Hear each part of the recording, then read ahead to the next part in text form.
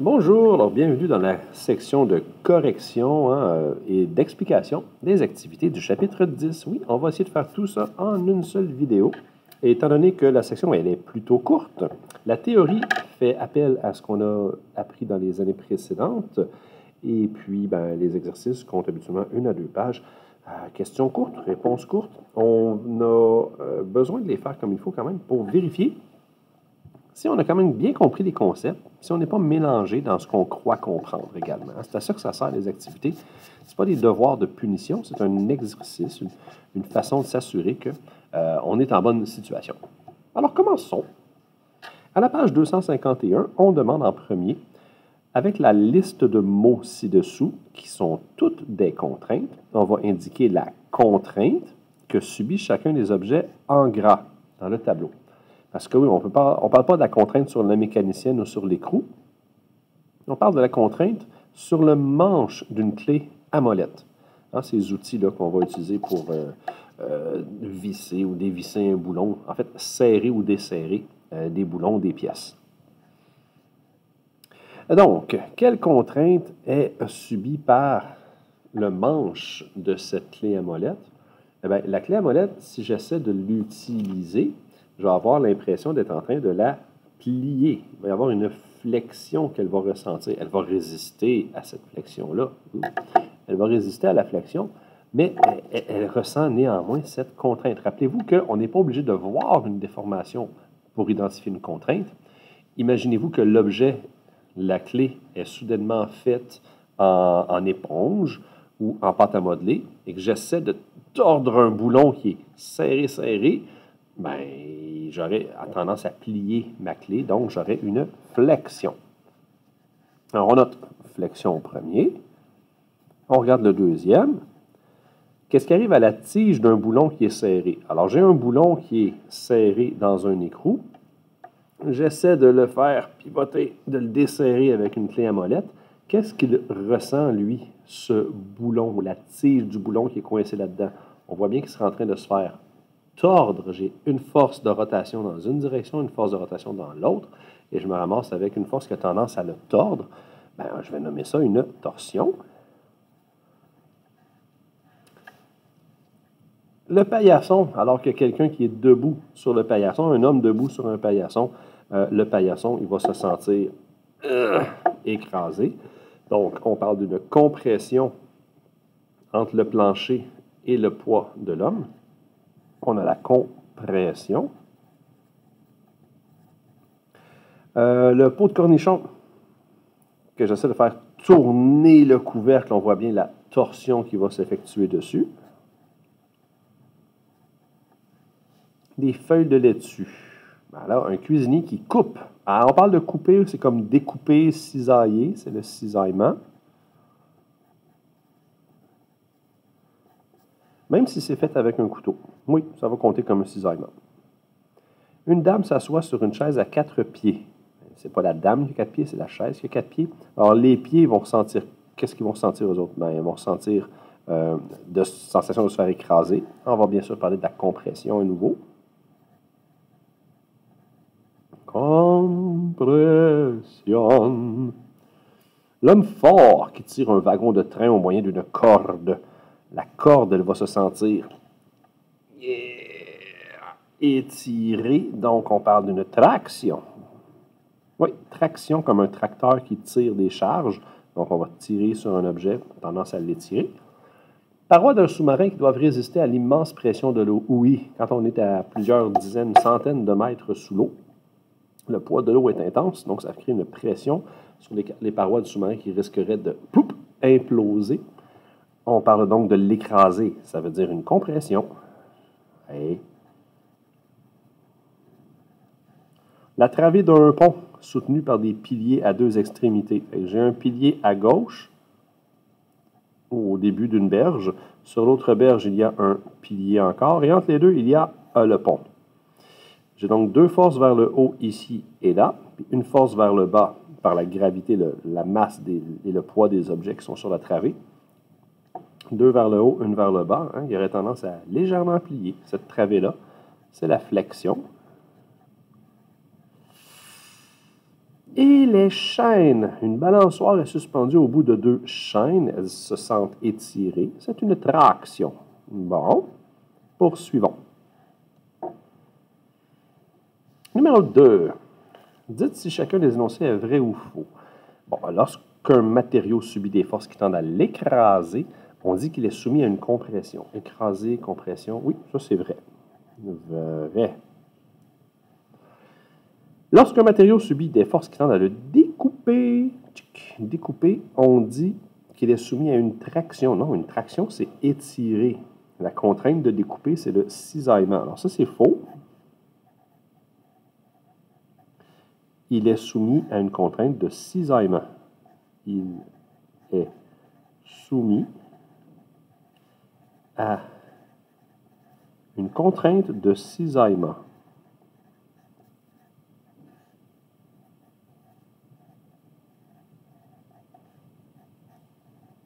Voilà. Il faut la nommer. Il faut la nommer, c'est là qu'est l'exercice. Lorsqu'un matériau subit des forces qui tendent à le courber, donc ça c'est fléchir, il est soumis à une flexion, puis les autres disent torsion. Mais non, on essaie de nous avoir encore. Courber veut dire flexion. Donc il est soumis à une contrainte de flexion. Voilà.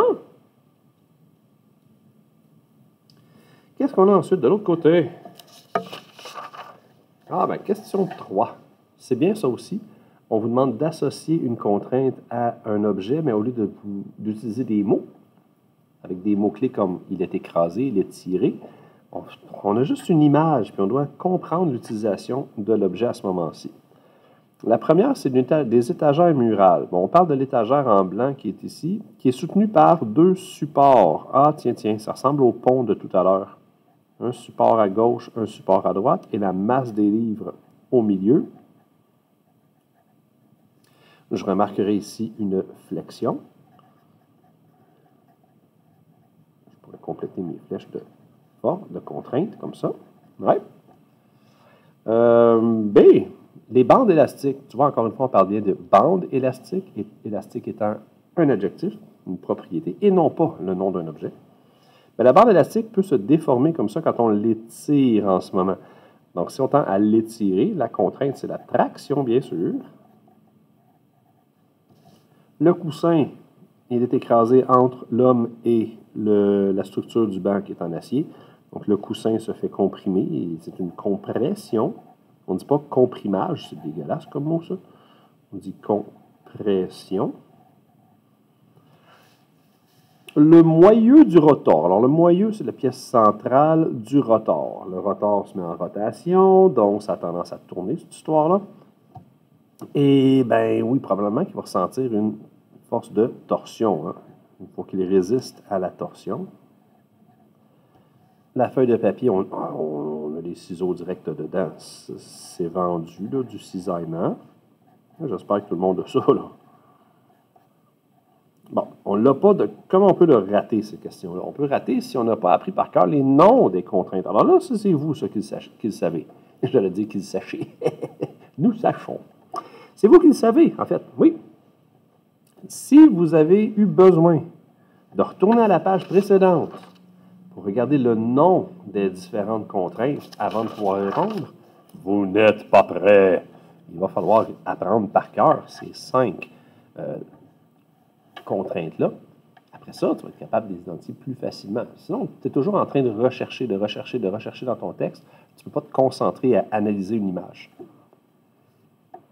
La dernière image est un petit peu spéciale. Celle-là, c'est pour ça qu'il y a un petit cercle, en fait, une ellipse autour. On a voulu entourer le câble du harnais, parce qu'on ne veut pas confondre avec le câble de la tyrolienne. Qu'est-ce qu'il ressent, le câble du harnais? On comprend bien qu'il se fait étirer ici. Donc, étirer, c'est la traction. Si on avait voulu mentionner plutôt le câble blanc de la tyrolienne, oui, tu pourrais probablement débattre du fait qu'il y a une flexion dedans, parce qu'il est soutenu par des poteaux à chaque extrémité, puis au milieu, ça descend vers le bas. Donc oui, tu pourrais voir une flexion, c'est certain. Mais tu pourrais voir aussi une traction, parce qu'on a tendance à l'allonger, l'étirer. La preuve qu'il s'allonge, c'est qu'il a réussi à fléchir. Donc, il est plus long que ce qu'il était avant. En 4, le bois massif résiste mieux aux contraintes de compression lorsque les contraintes s'exercent parallèlement à son grain que lorsqu'elles s'exercent perpendiculairement. Bon, ce que ça veut dire ici, c'est que la compression qui est appliquée sur le bois va mieux y résister à cette compression-là, une compression vers le bas comme ça, puis vers le haut comme ça. Donc, une compression à la verticale. Le bois va mieux y résister si les fibres du bois, comme tu le vois sur l'image, sont parallèles à la contrainte. Donc, le bois va mieux y résister dans ce coup-ci, alors qu'à droite, étant donné que les fibres sont à l'horizontale, il va avoir tendance à moins bien résister à la compression. L'enclume, à force de recevoir des coups, va légèrement s'enfoncer dans le bois. En fait, s'enfoncer davantage que si on l'avait mis dans l'autre sens. C'est pour ça que les blocs à couper, on a le grain vertical sur les blocs à couper, parce que c'est comme ça qu'ils vont mieux résister au couteau aussi. Numéro suivant, c'est terminé pour l'activité 10.1. Alors, on va pouvoir passer à la section 10.2 sur les propriétés des matériaux. Bien sûr, il faut être capable de nommer les propriétés lorsqu'on les décrit pour vous, mais il faut être capable aussi de justifier l'utilisation d'un ou d'un autre matériau à cause de ses propriétés, ou de choisir une propriété en fonction de ce que le matériau va subir comme contrainte. Alors, 10.1. 10.1. 10.2, je l'ai d'en face. À partir de la liste de propriétés mécaniques ci-dessous, oui, c'est effectivement une liste de propriétés mécaniques, complétez chacune des phrases suivantes.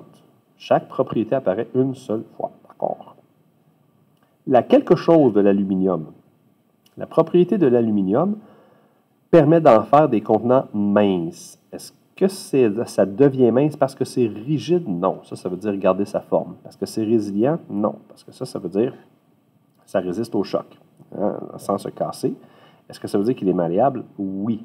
On parle de la malléabilité ici, la capacité de s'aplatir, de se courber, de se déformer facilement. On parle de malléabilité. Donc, la malléabilité de l'aluminium, malléabilité, merci de faire des lignes assez longues, ne sera pas utilisée à nouveau. Voilà. La propriété du polypropylène fait de celui-ci un bon matériau pour la fabrication des pare-chocs automobiles. Pour les pare-chocs automobiles, quelle propriété est-ce qu'on va chercher dans ce cas-là? Mais on ne veut pas qu'il se casse, on veut qu'il se déforme. On ne veut pas seulement qu'il se casse en miettes, là, dès qu'il y a un petit contact léger dessus. Alors, on veut qu'il soit résilient. La résilience du polypropylène fait de lui un bon choix. La propriété du quartz est l'une des propriétés pour lesquelles on l'utilise comme cristal vibrant dans les montres. Ah oui, ok, je n'ai pas de détails là. On va continuer. En effet, lorsqu'il vibre, le quartz subit des contraintes, mais ne se déforme presque pas. On parle de quelque chose qui ne se déforme pas. Ne se déforme pas. Quelle propriété ça? La ductilité, c'est qu'il s'allonge. Non, c'est pas ça, parce que s'allonger, ça veut dire se déformer. Là, on dit qu'il ne se déforme pas. La dureté, c'est la résistance à la perforation, à la pénétration, à la rayure. L'élasticité, c'est qu'il reprend sa forme. Là, on veut quelque chose qui ne se déforme pas. Fragilité, c'est cassant au lieu de se déformer. Rigide, oui. La rigidité du quartz fait en sorte qu'il ne se déforme pas. À cause de sa propriété, la céramique ne s'égratigne pas facilement. Alors, si elle ne s'égratigne pas, elle résiste aux rayures. C'est la dureté. Oui. Pour le cuivre, on l'utilise pour faire des fils, donc on peut, de différentes grosseurs, fait qu'on peut l'étirer pour en faire des fils épais ou l'étirer davantage pour avoir des fils plus minces. Étirer en fil, c'est la ductilité. Il en reste deux. Élasticité et fragilité. La grande du nylon fait en sorte qu'on peut l'employer pour fabriquer des petits ressorts. Les ressorts vont exercer une action de rappel parce qu'ils sont élastiques. Élasticité. Et le fait que la céramique se casse, c'est à cause de sa plus grande, bien sûr, fragilité. On devient de plus en plus familier avec ces types de propriétés. Je crois que ça fait 2 ans qu'ils sont devant vous. Comprenez maintenant qu'on va vous donner une mise en situation et on s'attend à ce que vous soyez capable d'identifier la propriété dont il est question. Verseau, c'est pas ça. Verseau, numéro 2. On fait des tests pour connaître les propriétés de nouveaux matériaux. Une ingénieure décide de conduire des tests sur ces matériaux. Pour chacun des tests décrits, ici une description des tests, dites quelle propriété est testée. Fait que sur la ligne, on va mentionner de quelle propriété il s'agit.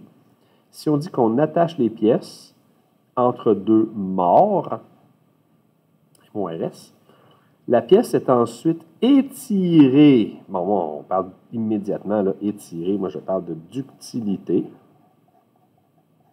On veut voir à quel point elle s'étire. C'est la ductilité. Un ingénieur met une pièce dans un appareil.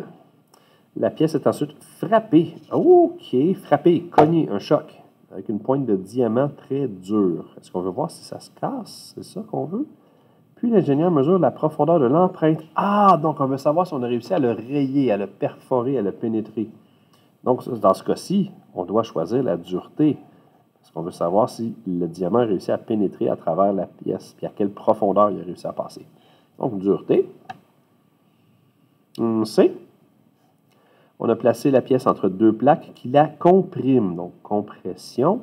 Elle mesure la déformation obtenue, à quel point ça s'est déformé et la force nécessaire pour le faire. Donc, on regarde si la pièce peut se déformer. On pourrait parler de malléabilité, à quel point elle se déforme. Malléabilité. Mais si on évalue plutôt combien elle résiste à la déformation, on pourrait parler plutôt de rigidité.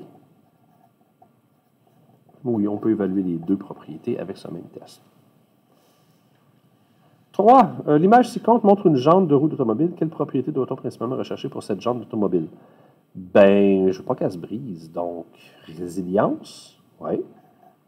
Fragilité, ben non, je ne veux pas qu'elle soit fragile. Élasticité, ce n'est pas l'objectif. L'important, ce n'est pas qu'elle se déforme et reprenne sa forme. Non, ce serait dangereux. Si elle se déformait, le pneu pourrait sortir. Et dureté, l'objectif n'est pas de le percer. Donc, on va y aller avec la résilience. Pourquoi? Bien, pour résister aux impacts sur la route. Il y a des bosses partout, là, tout le temps sur la route. Alors, ce serait pour résister au choc. Pour résister. Puis là, je ne parle pas des chocs électriques, évidemment. Là. Résister aux chocs et impacts sur la route. Sur la route.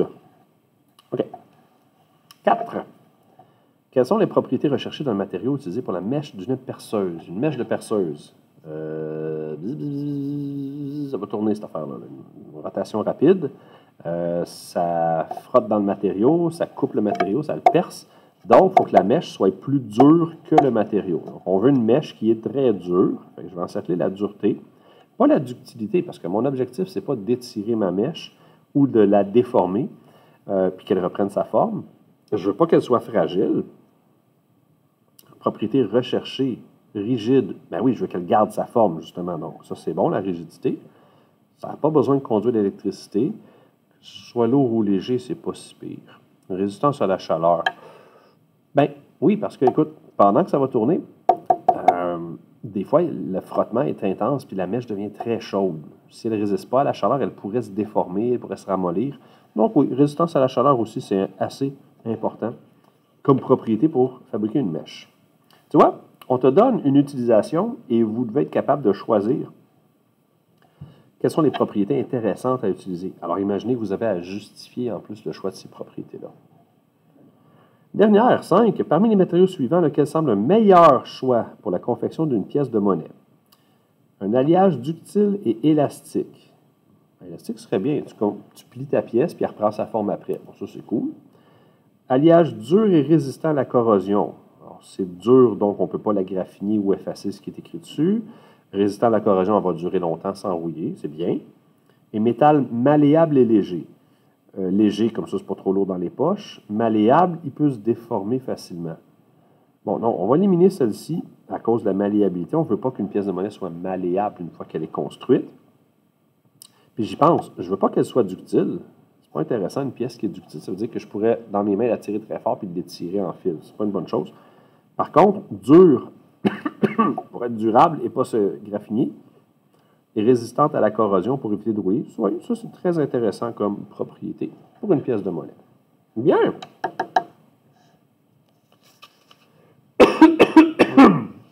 Pardon. Section suivante. 10.3. Quelques infos qu'on a eues en classe sur les céramiques et les plastiques et les matériaux composites. Bon, en secondaire 3, on avait présenté les métaux et les bois. Cette fois-ci, on parle de céramiques qui sont obtenues soit par la cuisson ou par le compactage ou réaction chimique entre des éléments minéraux. Les matières plastiques, on faisait la distinction entre thermo-durcissables qui restent toujours durs, même chauffés, donc ils sont non recyclables. Et puis les thermoplastiques qui peuvent être ramollis quand on les chauffe. On peut donc les remouler, les remodeler. Ils sont plus faciles à recycler.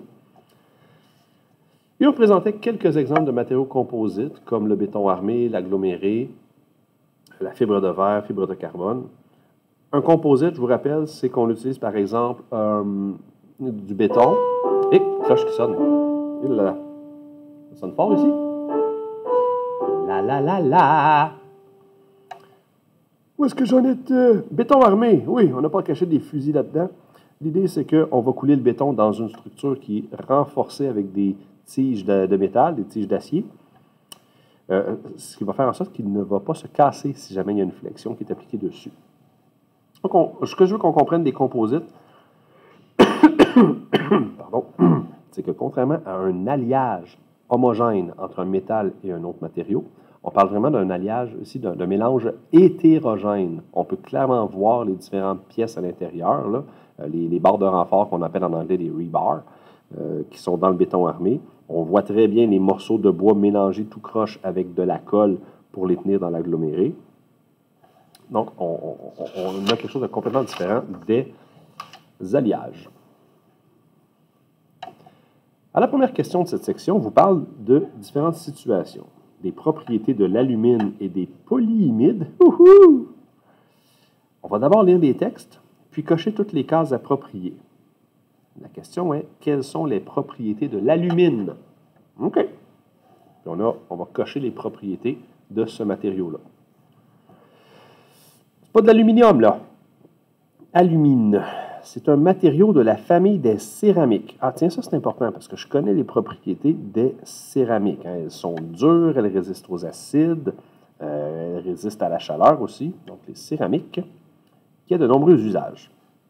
On l'utilise notamment pour faire certaines pièces de four, donc ça résiste à la chaleur. Des instruments de laboratoire, ça veut dire que chimiquement, c'est neutre, ça ne va pas réagir avec les autres objets, avec les autres liquides qu'on met dedans.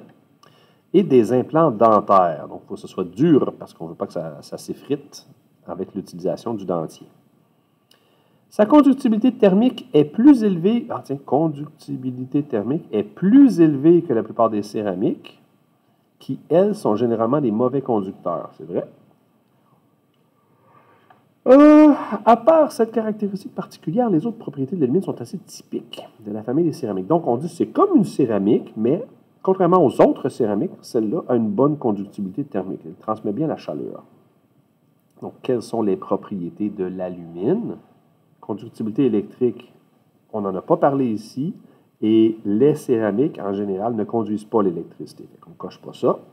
Conductibilité thermique, oui. On dit qu'elle est plus élevée que les autres céramiques, et ça, c'est spécial. Dureté, oui, on va le cocher. Les céramiques sont généralement dures. C'est pour ça qu'on en fait des implants dentaires. Élasticité, mais non. Une céramique ne va pas se déformer puis reprendre sa forme. Neutralité chimique, oui. Étant donné qu'on peut contenir des produits chimiques en laboratoire dedans, on ne veut pas que le contenant réagisse avec. Résilience. On veut qu'elle résiste à des chocs. Bien, une céramique, non, ce n'est pas très résilient. D'ailleurs, c'est sa faiblesse aux céramiques. C'est si on les frappe, elles se brisent. La brique, le ciment, tu frappes ça, ça se casse. Le verre aussi. Donc, non, c'est pas résilient, on ne coche pas. La résistance à la chaleur. Ben oui, forcément, une céramique, ça possède une bonne résistance à la chaleur. Ça a dû être cuit dans un four à haute température pour exister, donc oui. Résistance à la corrosion. Mais la plupart des céramiques résistent à la corrosion, à part les acides et les bases très, très, très, très fortes. Il reste la rigidité. Je ne sais pas pour vous, mais moi, je le cocherais. Parce que une céramique ne se déforme pas. Donc, ça veut dire que les céramiques sont rigides. Très bien. Résistance à la chaleur, pas le choix. On s'en sert pour faire des fours industriels. Donc, ouais. Four industriel, c'est pas un four qui fait cuire du pain en industrie, pour faire beaucoup de pain pour vendre dans le commerce. Non. Four industriel, c'est le genre d'affaires pour faire fondre du métal, faire fondre de la pierre, des affaires de même. Là, on parle de milliers de degrés Celsius. En tout cas, plusieurs centaines de degrés Celsius. 1 million de degrés Celsius. Ben non, pas 1 million. Numéro 2. Quelles sont les propriétés des polyimides thermodurcissables? Thermodurcissables. Donc, à la chaleur, ils restent durs. Ils ne se déformeront pas. Lisez le texte suivant puis cochez toutes les cases appropriées. Les polyimides thermodurcissables ont des applications variées. On les utilise comme isolants électriques. Donc, c'est des mauvais conducteurs. On ne va pas cocher conductibilité électrique parce qu'ils sont des isolants. C'est le contraire de conducteurs. Entre autres, comme support à des circuits imprimés. Ah oui, ici, la matrice là, pour tenir les circuits imprimés. Ils sont assez peu réactifs chimiquement. Peu réactifs chimiquement. Je vais cocher tout de suite neutralité chimique. En raison de leur élasticité supérieure à celle des thermodurcissables, on s'en sert aussi pour couvrir les tubes des cathéters. Donc, l'élasticité est intéressante à cause de ça. Oui, OK, d'accord. C'est tout ce qu'on a comme information. Oh là là là là là là. Bon, en tout cas, on parle de thermodurcissables. Les thermodurcissables ne sont pas là pour conduire l'électricité, vu que c'est des matières plastiques, ça ne conduit pas. Leur conductibilité thermique est généralement faible. On ne cochera pas ça. Les thermodurcissables sont généralement durs. Donc, on va cocher la dureté. Ils sont souvent résistants aux impacts. Donc, ils sont résilients. Comment je sais ça, moi? Dans la page précédente, as-tu lu les informations sur les thermodurcissables? Ils sont durs, résilients, rigides et résistants à la chaleur et la corrosion. Je suis très fatigué. Résistance à la chaleur, oui. Résistance à la corrosion, oui. Rigide, oui. Hein? Ça a beaucoup de propriétés, un thermodurcissable, parce que, bon, on choisit le plastique qu'on veut faire. Y a-t-il une autre page là-dessus? Oui! 10.3. On souhaite fabriquer les éléments suivants présentés ci-dessous. Oh. On souhaite fabriquer les deux éléments présentés ci-dessous. A et B, les deux éléments, OK, pour lesquels on cherche des matériaux appropriés. On cherche des matériaux, OK. Cochez dans la colonne de gauche les cases correspondant aux propriétés que devra avoir le matériau, puis cochez dans la colonne de droite le matériau qui convient le mieux. Ah! Alors, je veux faire le revêtement intérieur d'un four industriel. Mon four industriel, il va se faire brasser des affaires là-dedans. Alors, je te le dis, c'est pas pour faire des muffins, c'est pour faire fondre des tiges de métal, par exemple. Fait qu'on veut quelque chose qui ne va pas se graffiner, se briser ou se percer. On veut quelque chose de dur, pas quelque chose qui va être très mou. Non, non, non. Et donc, quelque chose qui résiste à la chaleur également. Est-ce qu'on veut que ce soit élastique? Non. Four industriel,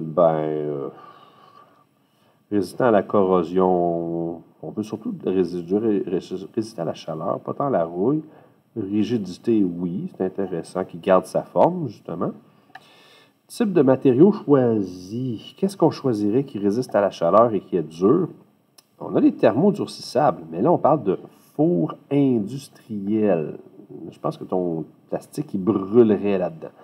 On va y aller avec la céramique pour son incroyable résistance à la chaleur. On a beau dire que le thermodurcissable ne va pas ramollir, il va finir par brûler là, à 700 degrés, là, dangereux. La B, le dos d'un âne amovible. Un dos d'âne amovible. Ah oui.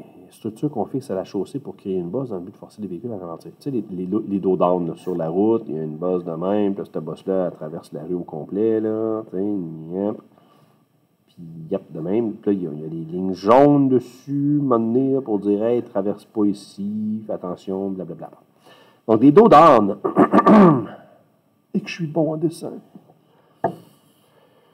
Qu'est-ce qu'on veut qu'ils soient?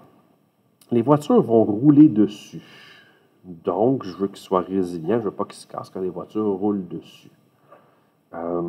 J'ai envie que ce matériau-là, il soit capable de garder sa forme aussi. Parce que sinon, les voitures vont rouler dessus, ils vont l'écraser, puis il va s'aplatir.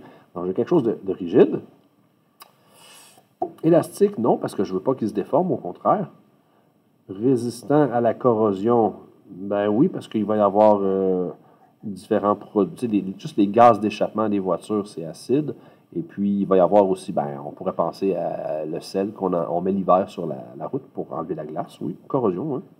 Résistance à la chaleur. Ben, la route devient chaude, mais à ce point-là, on va-tu fondre? Peut-être un peu. Dureté. Est-ce qu'on veut que ce soit dur? Oui, quand même. Mais élastique, non. Quel matériau devrait-on choisir? Ben non, je ne serai pas ça en céramique, ça va casser la première voiture qui va passer là-dessus. Les matériaux thermodurcissables, tu sais, céramique, même du béton, là. Tu fais un dos d'âne en béton, là, l'acide va le détruire, puis le choc sur les voitures aussi, là. Pas bon. Thermodurcissable ou thermoplastique? Thermodurcissable, il est plus rigide et plus résilient que le thermoplastique. Ouais. On va y aller avec le thermodurcissable. Tu vois, en fonction des propriétés recherchées, on peut choisir un bon matériau. Question 4. Lisez le texte et répondez aux questions. Le béton est très dur. Dureté, mais relativement fragile. Oh, fragilité. Oui, c'est dur. C'est difficile de le percer, mais c'est facile de le casser avec un marteau, mettons. Il résiste très bien aux contraintes de compression. On peut essayer de l'écraser, il ne cassera pas. Mais plutôt mal aux contraintes de traction et de flexion. C'est vrai, si on essaie de le plier, il va casser. Le béton armé, comme on voit ici, quant à lui, est un matériau fait d'une structure d'acier, recouverte de béton. Donc, structure d'acier, ça veut dire que ça résiste à la traction, ça résiste à la flexion. À quel type de matériau le béton armé appartient-il? Donc, on prend du béton, mais avec aussi des tiges de renfort. C'est ce qu'on appelait les composites. Les matériaux composites. Parce que le béton tout seul, on serait dans les céramiques. Mais le béton mélangé avec les tiges de métal dedans, là, ce serait composite. Ensuite, parmi les énoncés suivants, un seul est vrai. Lequel? Le béton armé supporte beaucoup mieux les contraintes de traction et de flexion que le béton ordinaire. Le béton armé supporte mieux les contraintes de traction et de flexion que le béton ordinaire. Oui, ça devrait être vrai, ça, je pense. Là. Oui, je pense que oui. Le béton armé est moins sujet à la corrosion que le béton ordinaire. Non, du béton, c'est du béton. Si le béton est sujet à la corrosion, lui aussi va l'être. Donc ça, c'est faux. Le béton armé peut être moulé, alors que le béton ordinaire, c'est le contraire. Le béton ordinaire peut être moulé, mais lui, il peut difficilement être moulé parce qu'il y a des tiges qui vont partout dedans. Il ne peut pas plier. Difficile de rentrer ça dans un moule, chose. Ça se fait, mais tu es aussi bien avec. C'est donc même bizarre, ça. Comme... C'est pas faux. Le béton armé peut être moulé, c'est vrai, alors que le béton ordinaire ne le peut pas. Ah, OK. Ça, c'est faux. Le béton ordinaire aussi peut être moulé. C'est pour ça que c'est faux. Ah ah! On est malin, hein? OK! Une page, une question. On aime ça. Une entreprise de design dans les emballages a 3 clients. Gilles, Gilles et Gilles. Client A, il fait des produits cosmétiques. B, des tartinades sucrées. Yum, yum, yum, yum, yum, yum. Et C, des confitures de luxe. Des confitures de luxe. OK. De la crème de rubis. Whatever. Nous souhaitons que nos clientes et clients puissent emporter avec eux leurs produits partout. Donc, emporter, je veux qu'il soit léger. L'emballage devra être rigide pour ne pas se casser en chemin, se déformer, avec un côté transparent et un côté opaque. OK, une boîte de cosmétiques, côté transparent, côté opaque. Je ne fais pas ça en béton, moi, là. Rigide, transporté avec eux. On pense dans quoi est-ce que les cosmétiques sont généralement contenus. Tartinade sucrée. Nous cherchons un emballage qui sera pratique pour toute la famille. Il doit pouvoir être pressé pour faire sortir la tartinade. Ah, OK. Un squish comme bouteille de ketchup, mais qui contient, je ne sais pas moi, de la mélasse. OK. De plus, nous souhaitons que ce soit recyclable. Donc, on évite les thermodurcissables. On va viser les thermoplastiques, ça veut dire. Recyclable. Mot important. Confiture de luxe. 230 ml. Donc, c'est petit, grand, moyen. Nos confitures sont des créations gastronomiques préparées de façon artisanale. Bien, bravo, Gilles. Nous souhaitons un emballage transparent,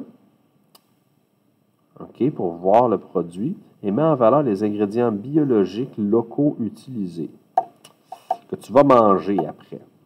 OK? Donc, il ne faut pas que ça change le goût des aliments. Pour satisfaire ces 3 clients, l'entreprise étudie 5 matériaux. Ah, mais torieux! S'il y en avait 3, on pourrait y aller par élimination. Là, il y en a 5. Le verre. Le verre peut être complètement transparent